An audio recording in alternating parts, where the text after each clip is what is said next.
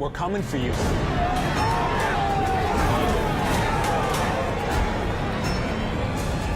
You're a dead man.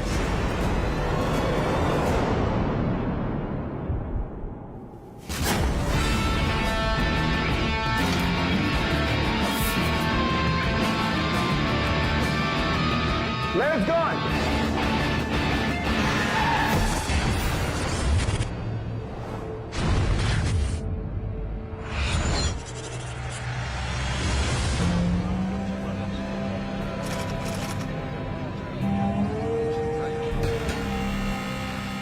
My name's Harold Laird.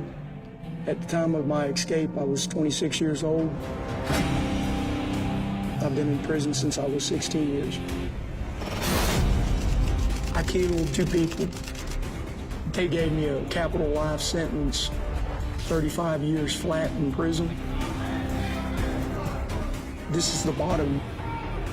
This is where all the violence is. This is where things get rough.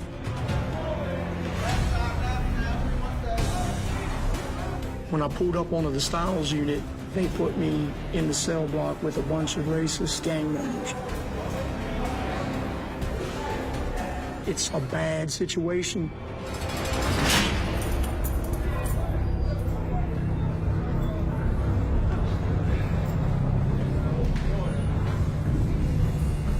Hey, kid. What's your rank, kid?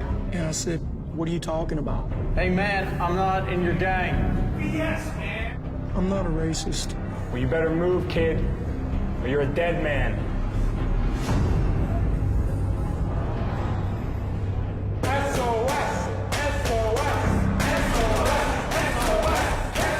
At that point, I knew it's SOS on you, dog. Stab on sight. My life expectancy could be very short. Inmate to the cell door. Give me your hands. I don't know when I'm going to be hit. I just know it's just a matter of time. Stand back from the door and face me. I knew what was going on instantly. It's fight for your life. Bring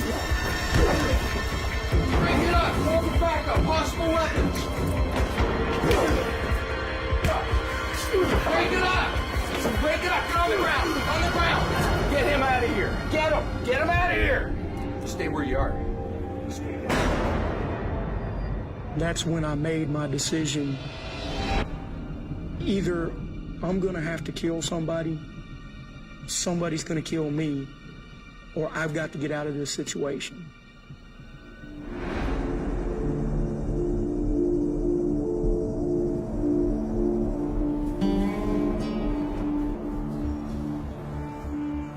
But it's not gonna be that easy. We're in prison, you know, it's made to keep us in. At Styles Maximum Security Prison, the security was very tight. Each inmate is in his own cell for 23 hours a day. Count time, Laird. With counts every 30 minutes. The rec areas are 1 inmate at a time. So it's very secure. The Styles unit had 3 towers, and you had 1 mobile patrol, 2 perimeter fences, no man's land. The threat of an inmate getting killed in an escape attempt is very real. The officers would shoot to kill. I mean, that is your duty.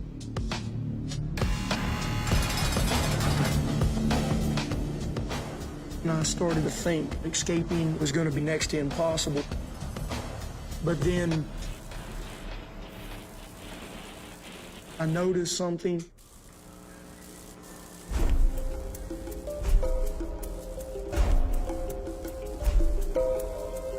Guy's cell above me leaks water into my lake. Then I had a flash of inspiration. There has to be a way to access the lights.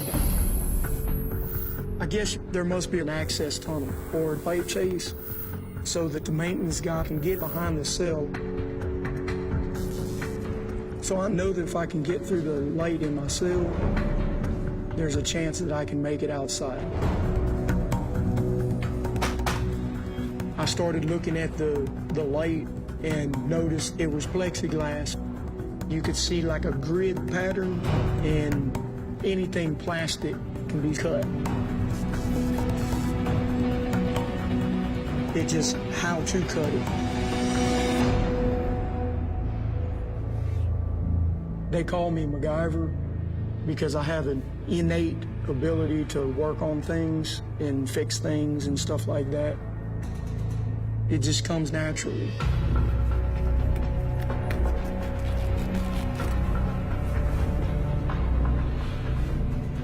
I take a piece of thread just to see how easy, cloth would cut something.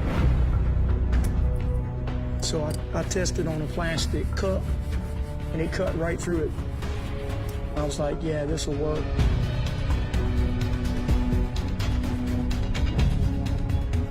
There's silicone that goes around the edge of the light to seal it.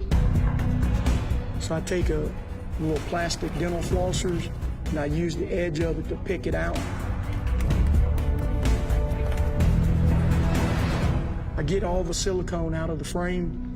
I get the diffuser panel part of the plexiglass out. But there's a second piece made of real thick plastic. This is what I'm gonna have to go through. So I take some thread out and I twist it up together in a thick string. And I tuck it behind it, and I just keep working it around the top corner until I get it where it goes all the way behind the light. I take a strip of the sheet and then I tie it together. I pull it back behind there, then I start cutting back and forth with it. I just start, using friction.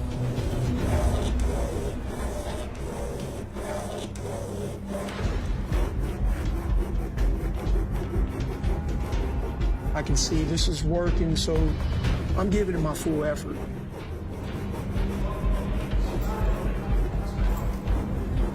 But I am concerned about making noise.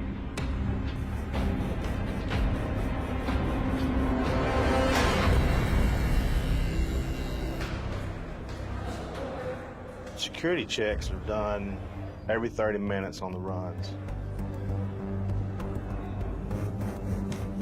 You always have it in your mind that they're trying to manipulate the system to where they can get out.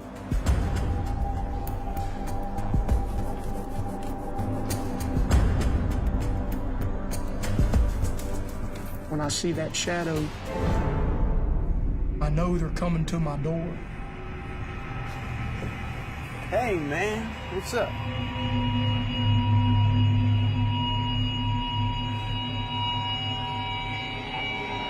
If he comes in, game's up. So I school my face in a bland, just everyday, here we go again expression. I felt that my heart was beating out of my chest, and then my mouth was bone dry.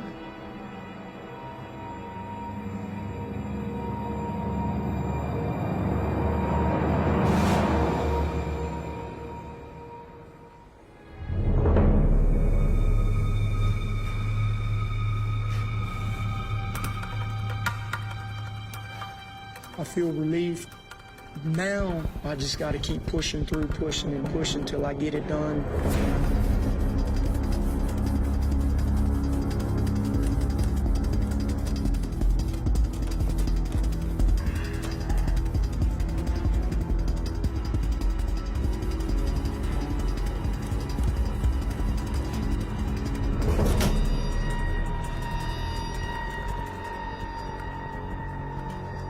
After several hours, I'm through.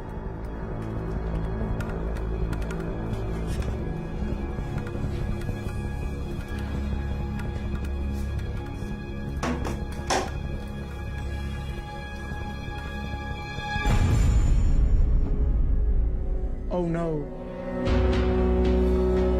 Now I have bars. What am I gonna do?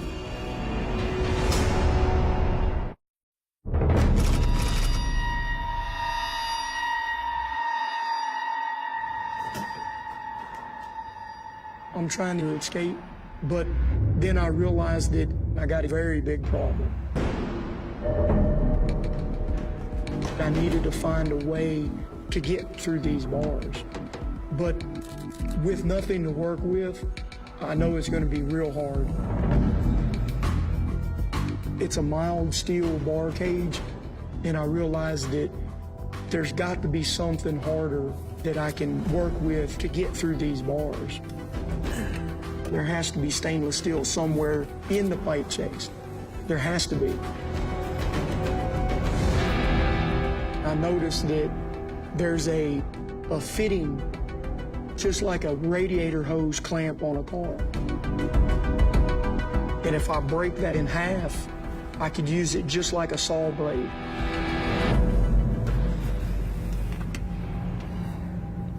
Getting it off is my problem. But I had a thought. I take a magazine and roll it up into a paper pole. Then I take several of these and stick them together like a fishing rod. At the very tip, I put a piece of thread through it and put a wet toilet paper ball on the end of there, and I start swinging it back and forth. And then I kind of toss it like you would if you were fly fishing and try to throw it behind the pipe. It's real difficult. But I just keep going. Then I got lucky. Once I get it on the other side, I reach over and pull it back to me.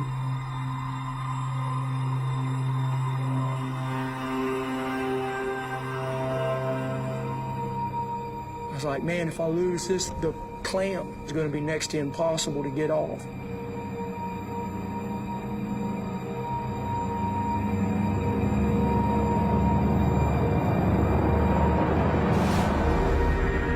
When I got it, I'm excited. I've taken my time and eased that piece of thread behind it.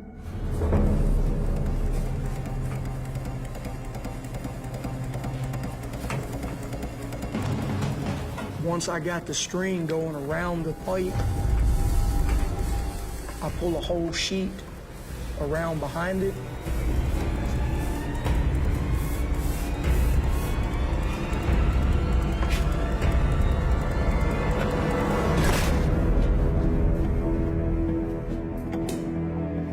Then I just pulled it right through the grating. And I'm thinking, great. That's just one more barrier I know I'm through. I took the clamp and straightened it out. Then I break it in half, long ways. Now I got a saw blade. So I start on the bars. Sawing was real hard.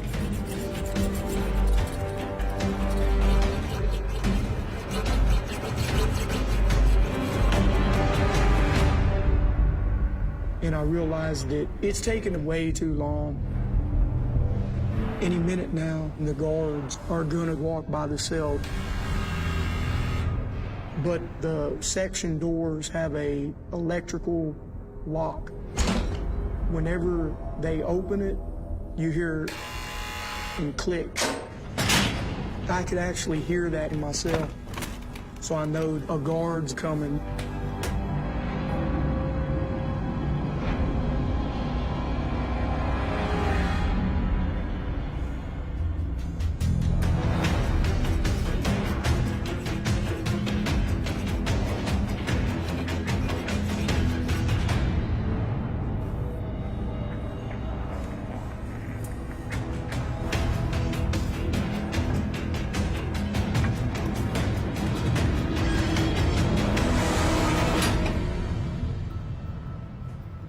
I don't want to cut all the bars out, because that took a while.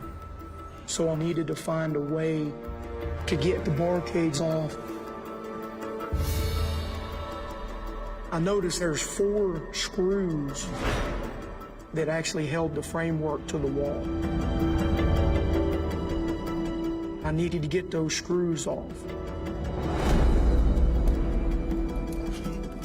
I realized the best option is for me to make a loop out of the bar to make a wrench with this bar.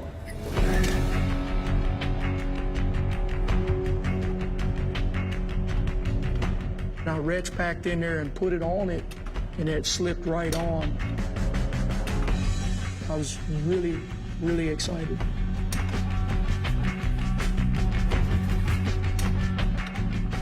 It was actually loosening up.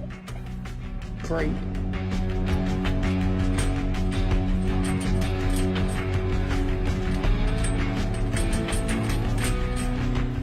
I take all 4 of the nuts off. Now I can get into the pipe chase. The bar cage, it's heavy, and I don't want to make any noise. So I ease it off, and then it bumps into the wall. And I'm scared of the guard accidentally walking up on my cell and seeing, hey, he's gone. But I'm feeling this freedom that I'm not used to.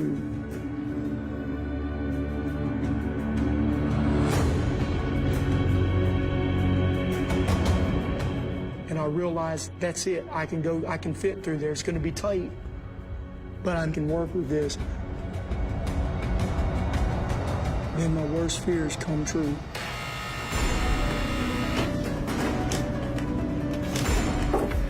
I knew I didn't have enough time to do it properly,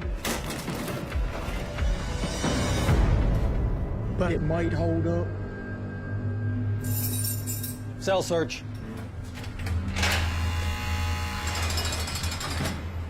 Move off the bed, on the wall.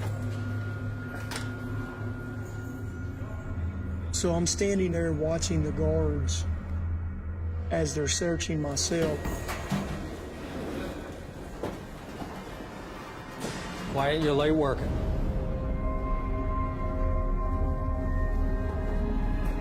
When they start looking at my light, my heart starts beating really fast, really hard. And I'm like, okay, just let it hold, just let it hold.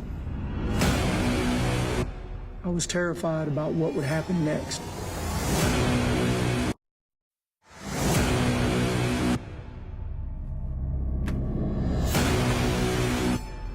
I'll cut through the light in my cell. Now the guards are searching it.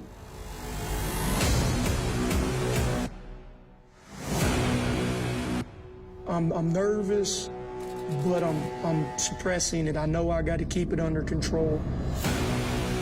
I can't let them see my nervousness.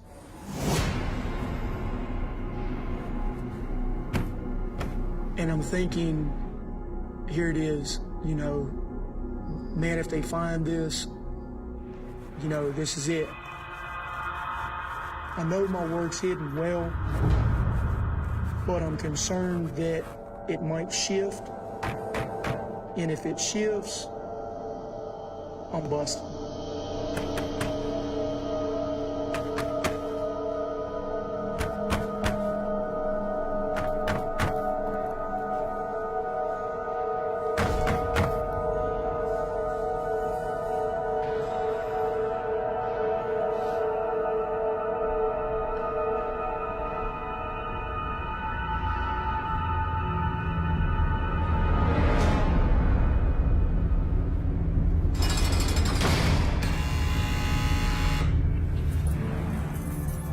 When he walks off, I feel relief. I feel a lot better. Now I had to start planning my escape. There's going to be a lot of barriers. First thing is the pipe chase. It's not going to be easy because of the limited confines. There's going to be a pipe chase door with a lock on it that I'm going to have to go through. Once you go through the door, you're literally outside. There's going to be getting to the perimeter and then getting through 2 fences without being seen. There's going to be guard towers, and I know that there's going to be the perimeter guard that drives into the car. I'm also concerned about my leg.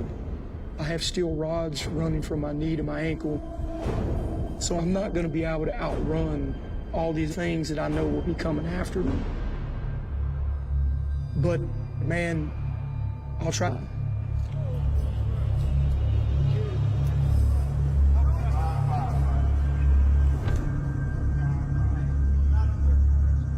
About an hour later, I go out to wreck. Next thing I know... You're dead, kid. You hear me? My neighbor's out there talking trash, and he says... You're dead. SOS, kid. It's coming. We're gonna you up, dude. We're gonna get you. All right? You hear me? He's talking about this attack is gonna happen tomorrow. You know that? Stab on sight. We're coming for you. They're gonna wait till after breakfast to do it.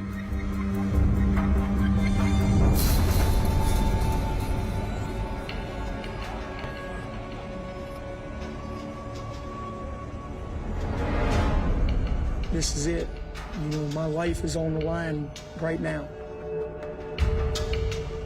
And at that point, I thought to myself, tonight, I'm gone.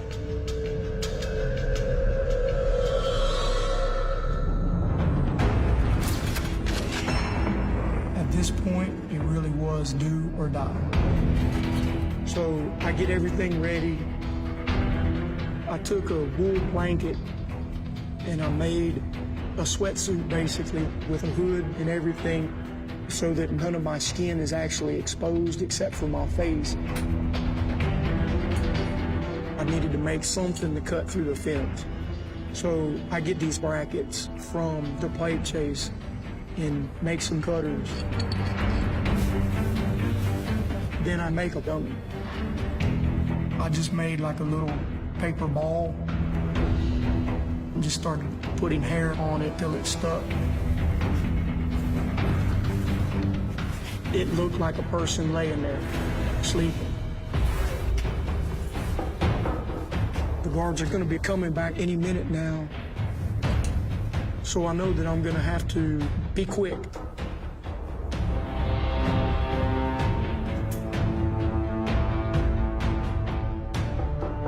Now I'm out of here.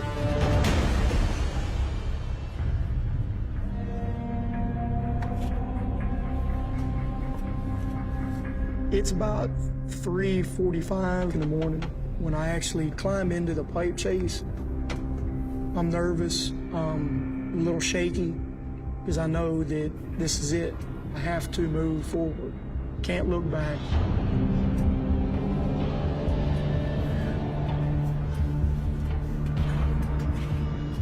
I'm concerned about getting caught. I'm concerned about all the things that can go wrong while I'm in the pipe chase.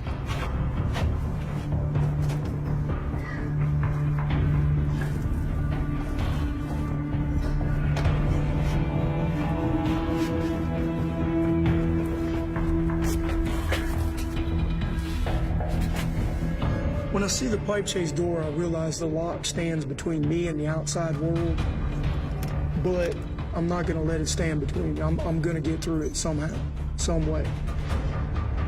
So I used the saw blade to get the screws off.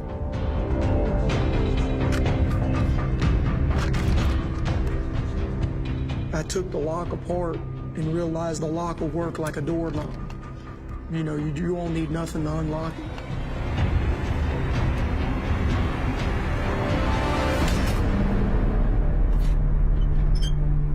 I eased it open just enough to peek around the corner. I'm excited. I feel great. I feel freedom is right there within my grasp. All I got to do is get to the fence, you cut through it, and I'm free.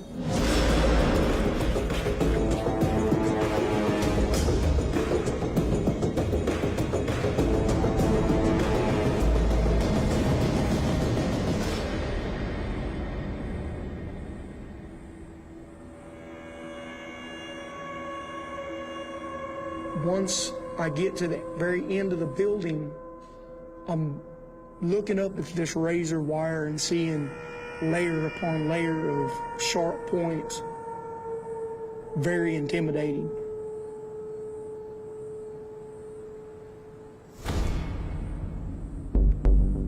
I could clearly see where the guard was in the picket. I was scared. I was worried. I mean, he's got the gun.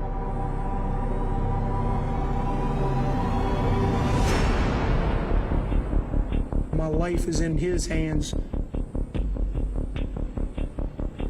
but it was too late to go back now. So I just run to the fence.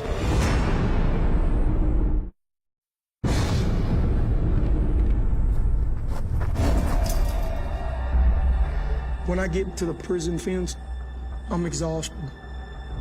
But I knew I made it. I knew the guard didn't see me. My sense of relief was great. Time to test the cutters. I take my cutters and I go to cut. I'm keeping my peripheral vision open for light.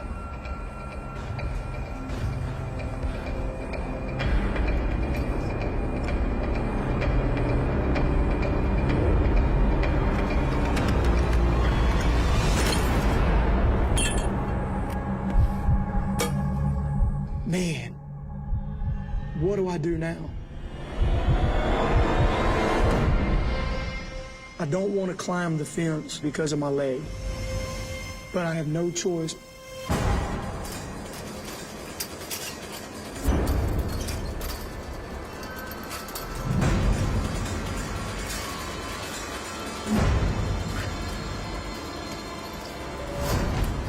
The razor wire sprung up. As soon as it pokes, I realize don't jerk or it's gonna rip. So I ease back off of it and just keep going.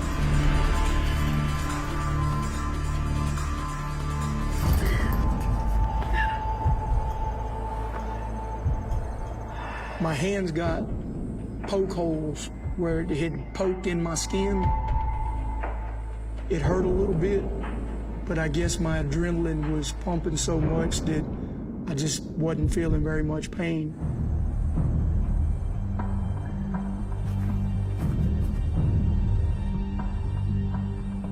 I stand up, start going through the process of getting over the last fence.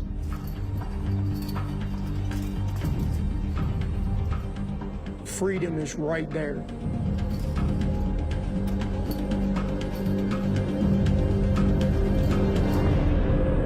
I see the light coming. I'm totally exposed. I'm now having to do something I really don't want to do. Jump off.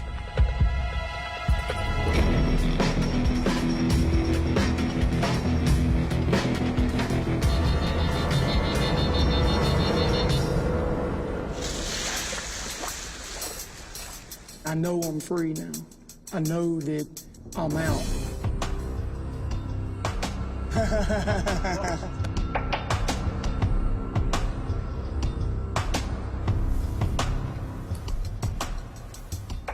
Walking the hallways and was approached by this inmate. He informed me that there was an inmate that wasn't in the cell. Are you sure? And he told me the cell number.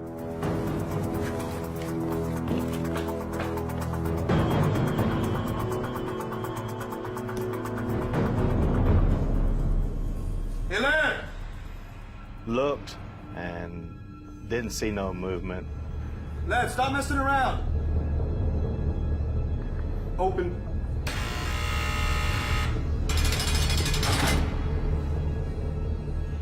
When we entered the cell, we walk in cautiously. Dad.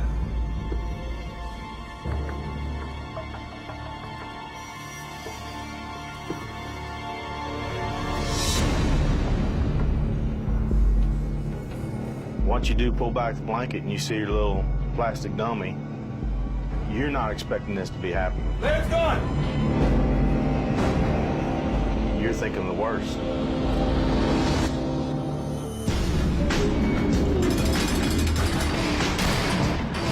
We immediately go to what we call a lockdown situation.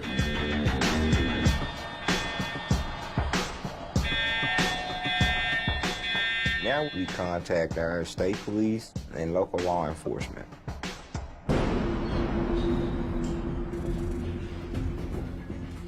I arrived at Styles. This was a new facility.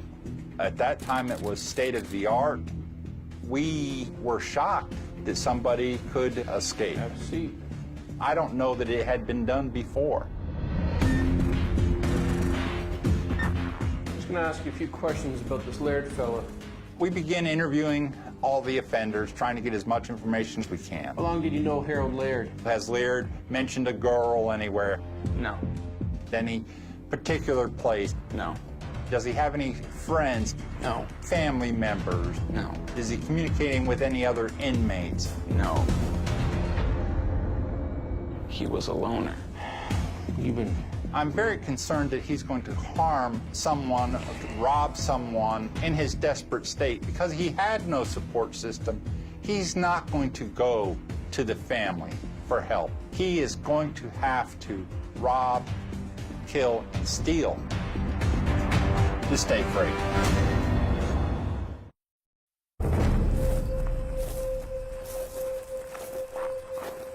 I'm trying to get as far away as fast as I can. Then I come up on this truck.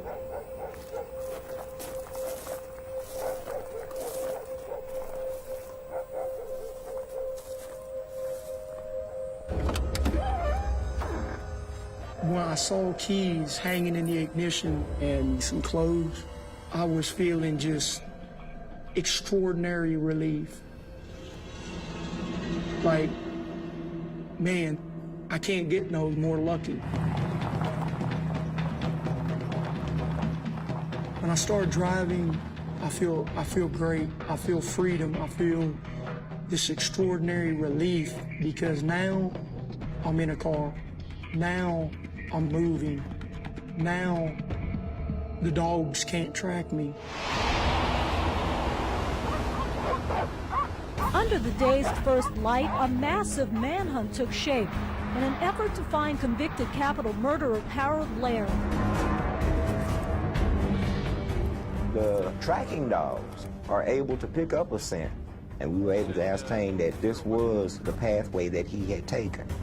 Sir, if I could ask you a few questions. There's a trailer house here. Guy comes out. What's wrong? His truck is missing. By the way, I have a rifle in there with 122 rounds. Now, we go to a heightened degree of security because now the offender has a vehicle with a weapon in it and plenty of bullets. Yeah, I need the U.S. Marshals to put it on APB. An all points bulletin, APB, is entered. Suspect is a Harold Martin Laird.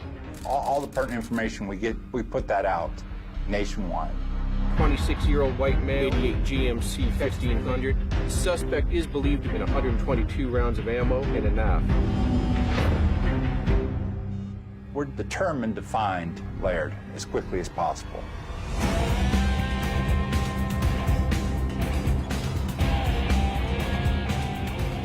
I'm going down I-10. I know this road. I know it runs from Los Angeles all the way to Florida. That's a lot of road. That's a lot of places to hide.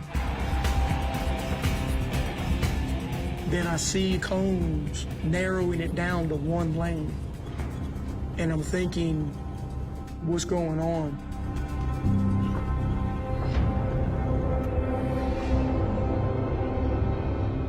There's a cop.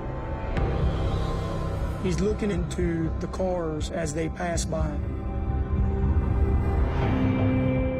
At that point, I thought to myself that I'm totally screwed.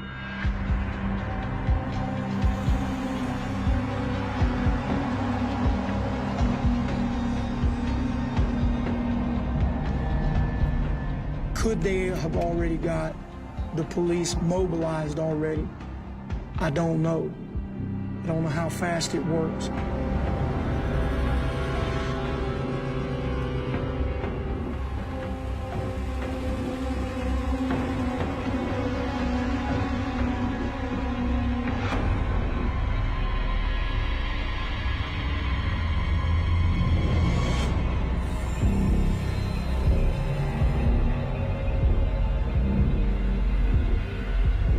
I'm trying to play cool, like average, everyday citizen.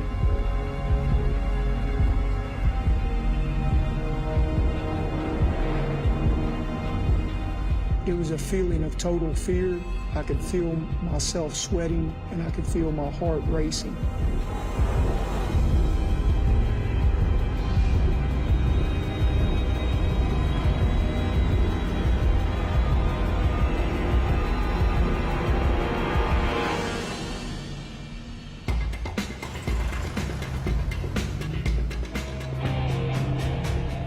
Once I passed him and knew he didn't recognize me, relief was so great, I slumped.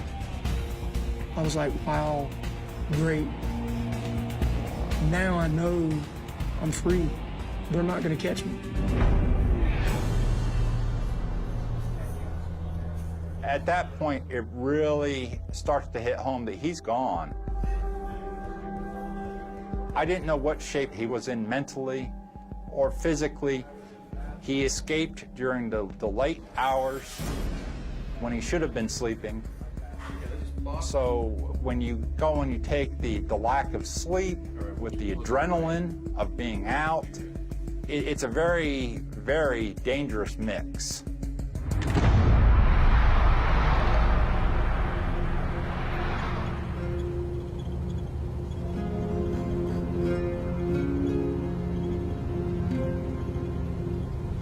When I first get in Mississippi, I'm exhausted. I mean, literally, I'm at the edge of full-blown, just pass-out exhaustion. I've been on the run now for over 24 hours. I haven't had no sleep, and I'm just beat.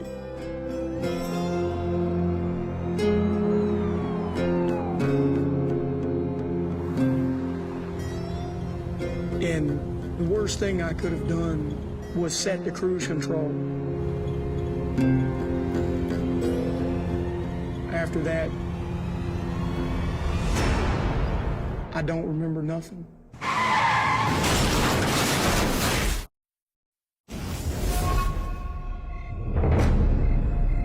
I was doing like 100 miles an hour and fell asleep at the wheel.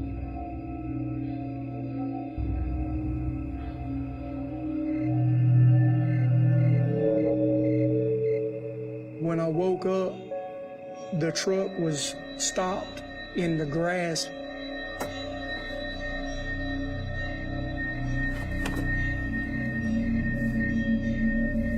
I get out and I look back and I could see the tire tracks in the grass, and I realized that that's just phenomenal luck. I mean, I'm not hurt. Luck doesn't go that far. That's just pure miracle. I'm like, no, I got to find a place to go to sleep.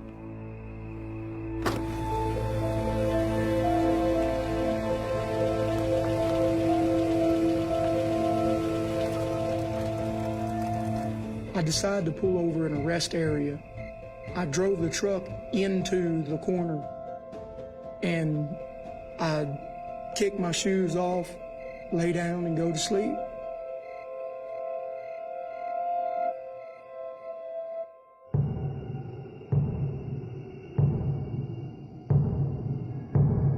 I wake up in a state of disorientation. You okay okay in there? I know something's wrong, Wake up, kid. so I just stop, collect myself. Things start slowly coming around. What are you doing here? And I see it's a cop standing there.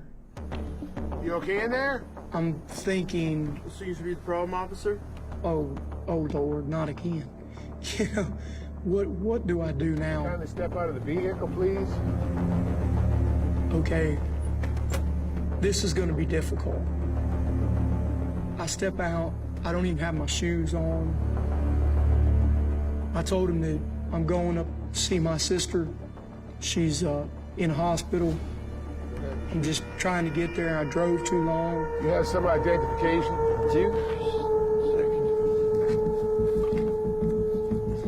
I show him an ID that I found in the truck. It looked sort of like me, but it was a Hispanic man. Juan Hernandez. That's me. So It is. there's a considerable difference in skin tone, and I was like, well, maybe I'll play it off, who knows? This ain't you. That was... Yeah, it is. It was me when I worked out on the oil derricks in the Gulf. It's stupid now, but yeah, I have to... Just hold it right there. Just stand by. Don't go anywhere. So he went and ran the ID. Dispatch, this is Constable Jordan. My first thoughts are, am I getting away with this again? Have I been able to talk my way through this? 17, and a make on a Texas ID. First name Juan, last name Hernandez, out of Texas. He's taking too long. He's taking way too long.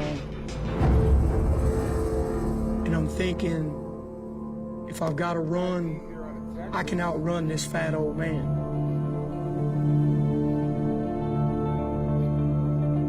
It's my best shot to get away.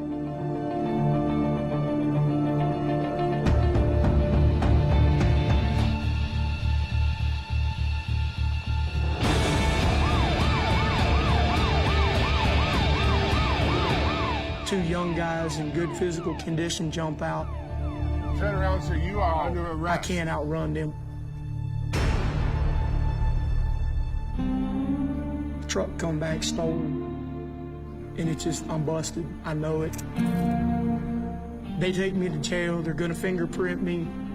I'm gonna come back as an escaped fugitive from Texas. My run's over.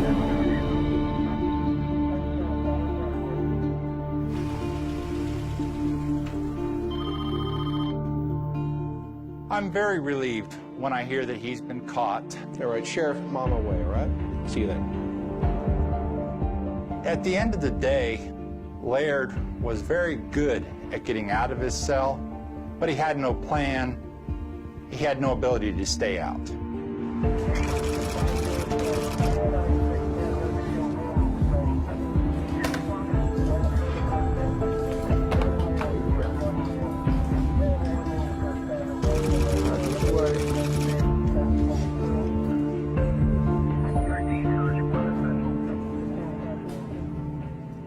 The escape was worth getting me out of a bad situation, but it wasn't worth all the hassle that's come with it. Patch me through to Styles Prison in Texas, please. It wasn't worth that.